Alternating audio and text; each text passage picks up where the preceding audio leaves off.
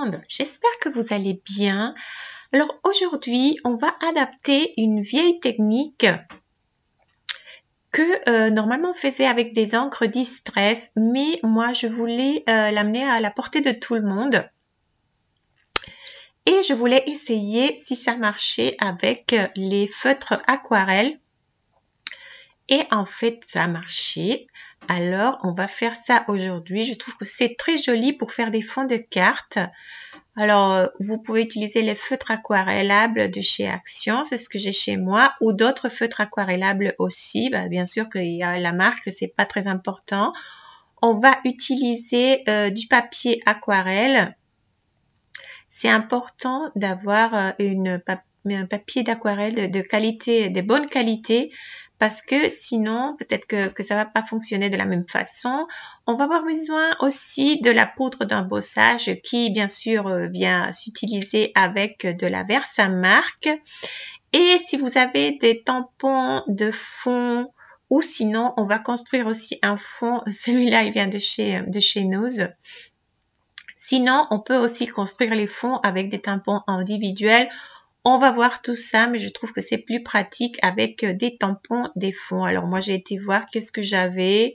J'ai pris des petits flacons, des flocons. Je confonds tout le temps. Et j'ai été chercher ce que j'avais un peu chez moi pour faire des fonds. Et je vais utiliser 2-3 choses différentes, je pense, aujourd'hui. Mais la technique, vous pouvez la faire bien sûr pour Noël, pour des anniversaires. C'est une technique pour faire des fonds de cartes. Et la bonne nouvelle, c'est qu'on va avoir 2 fonds d'un seul coup. Alors avec un seul passage, disons, si on peut dire comme ça, on va avoir 2 fonds et on va avoir des fonds un peu effet miroir. C'est pour ça que j'ai appelé ça comme ça. J'espère que c'est un bon nom pour cette technique. Alors déjà, je vais commencer pour plier à la moitié. Vous pouvez aussi couper si vous voulez. Mon papier aquarelle, j'avais un papier aquarelle A5 que je vais découper en 2 parce que je vais faire 2 fonds de cartes. Là, je vous montre les couleurs si vous avez les mêmes, si vous voulez faire exactement la même chose. De toute façon, ça va être compliqué de faire exactement la même chose parce que là, je viens mettre un peu de couleur. Je change les couleurs avec le pinceau, du côté pinceau. Et je vais simplement, sans trop me préoccuper, je vais mettre un peu de couleur par-ci, par-là. Je vais changer. Si ça s'échevauche, c'est pas grave. S'il me reste des petits espaces blancs, c'est pas grave non plus parce qu'après, on va l'égaliser avec un peu d'eau. Mais l'idée, c'est de remplir à peu près toute la moitié de ce papier. Et après, avec un peu d'eau et un pinceau un peu épais, vous venez essayer d'égaliser un peu tout ça. Il faut pas mettre beaucoup d'eau en fait. Et c'est pas encore grave si vous trouvez que c'est pas parfait, parce qu'après, on va venir tamponner dessus. Alors, il y a plusieurs choses qui vont se passer sur ce papier. Alors, ne vous inquiétez pas d'avoir des fonds parfaits. On aura toujours la surprise après. Là, regardez, j'ai pas mis trop d'eau, mais quand même, j'ai essayé d'égaliser un peu. Moi, je suis un peu impatiente, alors j'ai séché au pistolet chaud. Vous pouvez simplement attendre et vous savez que l'aquarelle, les effets les plus beaux pour moi au moins, c'est quand on laisse sécher patiemment. Mais bon, moi, je suis pas trop patiente et en plus, je voulais faire la vidéo. Alors, je viens sécher. Une fois que c'est sec, je vais appliquer de la poudre d'embossage. Et pour ça, le premier fond que je vous montre, j'ai été chercher parmi mes flocons de neige, tout ce que j'avais, les grands, les petits. Et je viens ici vous essayer de faire un fond simplement avec les différentes tailles de flocons que j'ai dans différentes planches de tampons. Alors, vous allez voir, je ne sais pas si on voit bien, mais j'ai des petits tampons, ça fait longtemps que je les utilise pas. Alors, quand ils sont un peu sales, ils se collent pas bien. Alors, si vos tampons perdent un peu la possibilité de s'adhérer soit le bloc acrylique ou ici ou à l'outil de tamponnage.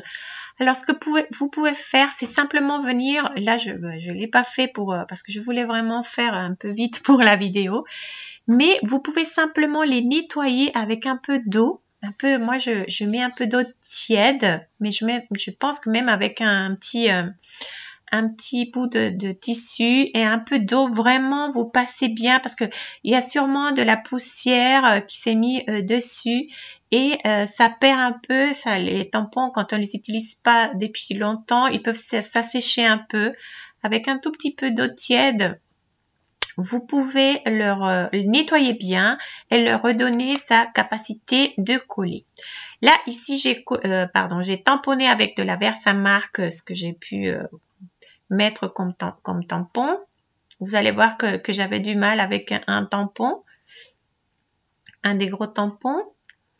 Mais simplement, là, je mets la poudre transparente. Celui-là, selon moi, je l'avais nettoyé, mais bon, probablement, c'était pas bien nettoyé encore. Il fallait le nettoyer encore un tout petit peu plus parce que... Non, celui-là, il marchait, c'était l'autre. Il y avait un qui voulait pas marcher. Mais bon, j'ai complété après à la main. Et je suis venue sécher ça. Alors, des fois, je vous dis, je suis pas trop confiante avec mon pistolet chaud. Et je vois que des fois, ma poudre, elle disparaît. Si je le chauffe par le dessus, elle disparaît trop vite. Elle fait s'envoler la poudre. Alors, c'est pour ça que plusieurs fois, comme ici, vous me voyez chauffer par le dessous. C'est ça, j'ai du mal avec le U et le OU, mais je pense que j'ai bien dit. Et quand je fais fondre un peu sur le dessous, alors après, je peux venir sur le dessus, finir de faire fondre, c'est pas facile je vous promets, de venir faire fondre ma poudre. Ou vous pouvez le faire absolument tout par le dessous. C'est comme vous voulez. Si vous avez un bon pistolet, vous faites comme vous voulez. Mais simplement, je vous dis ce que j'ai fait moi. C'est pour ça que des fois, vous me voyez faire ça. Ici, je viens après mettre un tout petit peu d'eau sur mon papier aquarelle peint, que sur la surface où j'ai peint. Je vais plier mon papier et je vais passer ça à la Big Shot. Alors, regardez après, la magie commence à opérer. Et je fais... j'ai le fait miroir de l'autre côté. Si vous trouvez qu'il y a beaucoup de surface blanche encore, vous pouvez remettre encore un peu d'eau. N'exagérez pas, c'est mieux de le faire 2 fois que d'exagérer. Et vous venez après repasser ça à la Big Shot, ça va donner une pression et ça va faire qu'on va voir de la couleur des 2 côtés. Alors ici, je viens travailler un deuxième exemple. C'est exactement la même chose, sauf que j'ai choisi d'autres couleurs. Mais c'est simplement pour vous faire voir un deuxième exemple avec des couleurs un peu différentes. On s'amuse un peu à colorier en essayant d'avoir un peu les 3 couleurs partout. Si vous voulez encore plus de couleurs, vous pouvez le faire aussi. Vous pouvez faire des lignes, des ronds. C'est à vous d'expérimenter un peu. Je trouve que les résultats sont toujours jolis. Et on va faire la même chose, sauf qu'ici, je vais utiliser un fond, un tampon de fond. Alors, c'est un petit peu plus facile, disons, parce que j'ai pas à organiser mes tampons. Et je vais m'aider aussi de l'outil de tamponnage pour le faire. Alors, on s'assure d'abord que le fond, il est bien sec.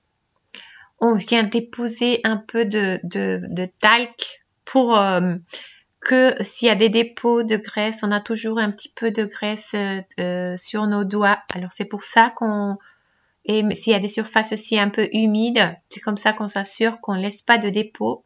Là, ici, je viens simplement enlever les tampons. Je les mets dans une plaque de rhodoïde et je vais après les nettoyer. On me demandait pourquoi on ajoutait ce talc ou cette poudre avant d'embosser. C'est pour ça. parce que sinon on risque d'avoir de la poudre d'embossage collée aussi dans des endroits où on ne veut pas que ce soit collé. On veut que la poudre s'adhère uniquement là où on vient tamponner avec la Versamark.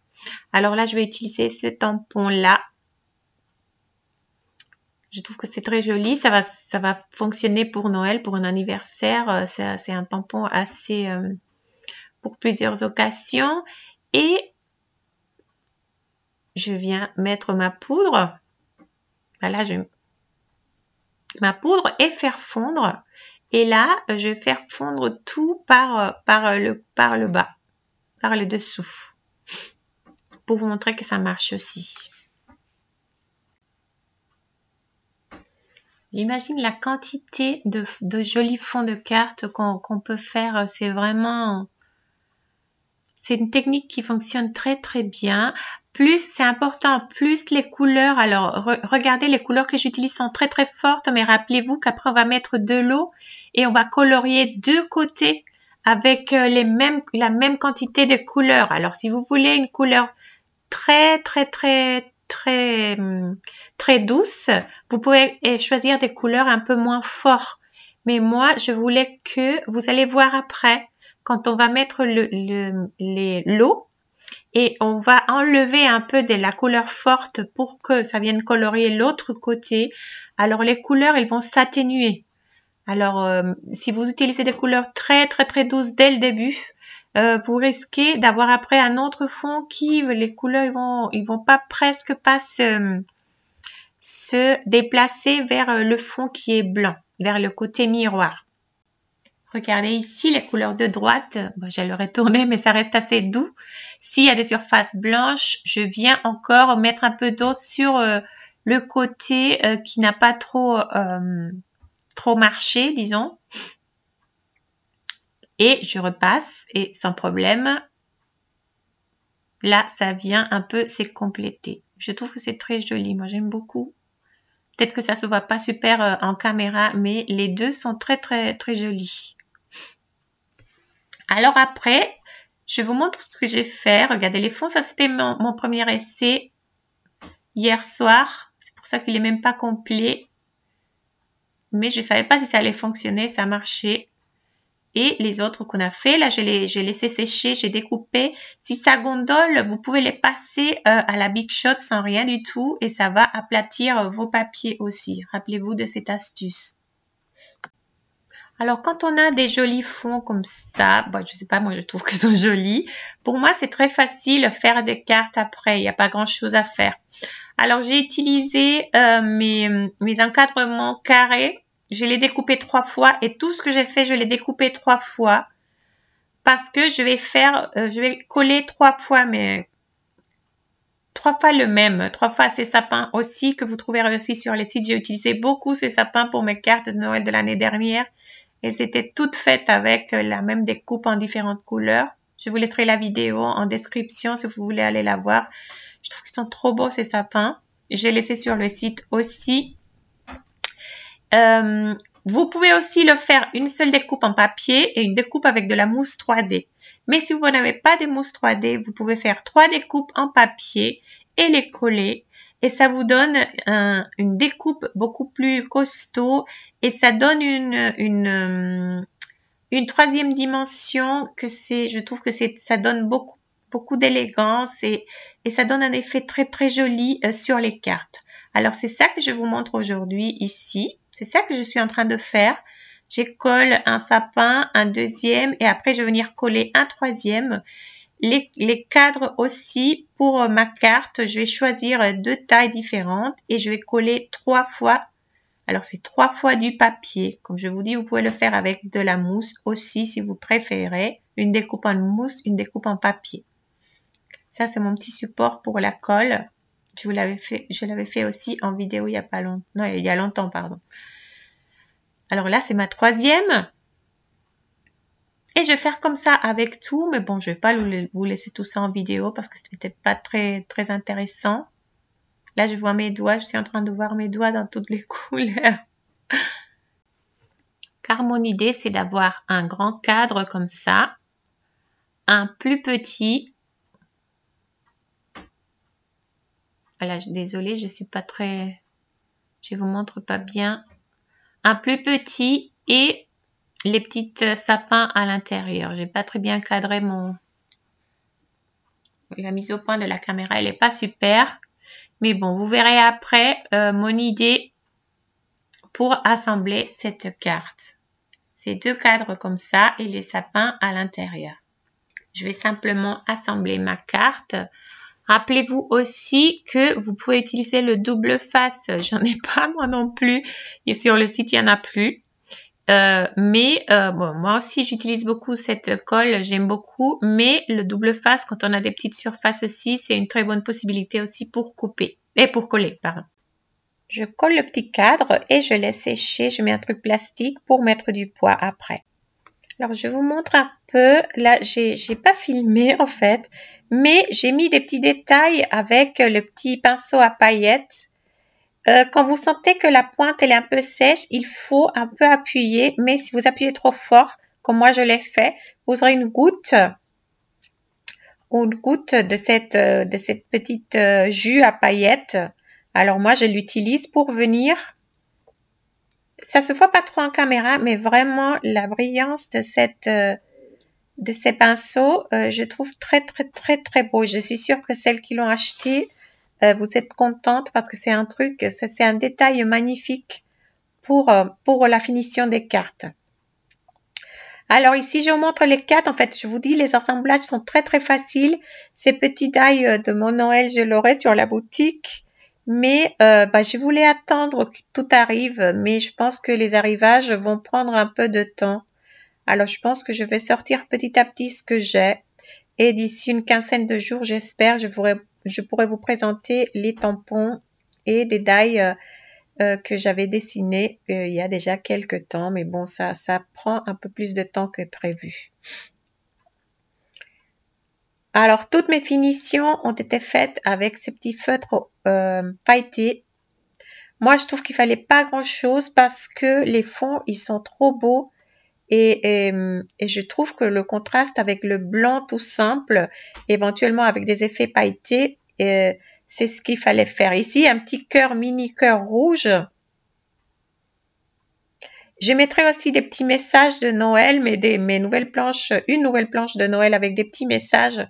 Comme je vous dis, je ne l'ai pas encore reçu et je vais garder ces 2 cartes sans message pour vous montrer après mes petits messages. Là, vous voyez les fonds avec lesquels j'ai pas fait des cartes. Mais c'est une façon facile d'avoir, si on aime bien un ton, on peut faire toutes ces cartes de Noël avec une couleur définie et je trouve que le résultat, il est assez beau. Merci beaucoup. J'espère que vous allez essayer cette technique. Dites-moi ce que vous en pensez. Si vous avez déjà essayé quelque chose qui se ressemble à ça.